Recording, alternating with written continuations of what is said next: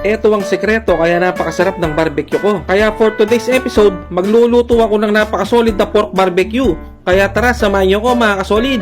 At eto na nga ang binili kong pork kasim sa Pangpang. Iiwain ko lang ito into bite size. At syempre, habang nanonood ka, i-comment mo kung tagasan ka para malaman ko kung saan nakarating ang bidyong to. At tatagain ko lang ng ganyan para kumapit yung lasa sa karne. At sa mga bagong followers dyan, welcome na welcome kayo dito sa aking channel. Yan, ilalagay ko muna dito sa tray. Siguradong napakasolid dito pag naluto. At magre-ready muna ako ng mga ingredients na ilalagay ko. Gagamit din pala ako ng 15 pirasong kalamansi. Start na ako mag-marinate. Naglagay lang ako ng kalamansi juice, bawang at sibuyas, tapos naglagay ako ng asukal. Maglalagay din ako ng pamintang durog at paprika. Kung wala kayong paprika, okay lang mga solid. Maglalagay din ako ng asin at ketchup.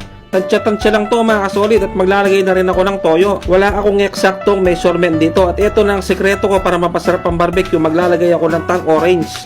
Kung wala naman, pwede din yung royal. At ilalagay ko nga rin pala yung bala ng kalamansi. Nakakatulong kasi ito sa pampabango. At haluhaluin ko na yung mga solid na aromatis gamit ang aking malinis na kamay. At imamarinate ko lang to, siguro bibigyan ko ng 1 oras. Pero mas maganda sana kung overnight. At pagkalipas ng 1 oras, start na ako magtuhog mga kasolid. Babalikan ko kayo mamaya pag natuhog na lahat. At sobrang maraming salamat sa mga walang sawang sumusubaybay sa aking mga video. Yan, pagkalipas ng ilang minutong pagtutuhog, isasalang ko na mga kasolid. Nagready na ako ng uling at magpapahid ako ng mantika. At syempre, kung nagustuhan mo ang video to, huwag mo naman sanang kalimutang mag-follow, like, and share. Maraming salamat. Sino kaya itong naghihiyaw na to? Napakapogi naman, oh. Grabe, usok pa lang. Napakabango na talaga, mga solid. At habang naghihiyaw ako, sasanain ko yung pinagmarinate kanina. Iiwalay ko yung nilagay kong sibuyas at bawang. Sakto naman, may tira akong butter. Ito ang gagamitin kong panggisa. Kung wala naman kayong butter, pwede na yung mantika, mga kasolid. Gigisahin ko lang to hanggang sa matusta yung bawang at sibuyas. Tapos ilalagay ko na yung pinakasos niya. At bubuhusan ko rin ito ng slurry, yung pinaghalong cornstarch at tubig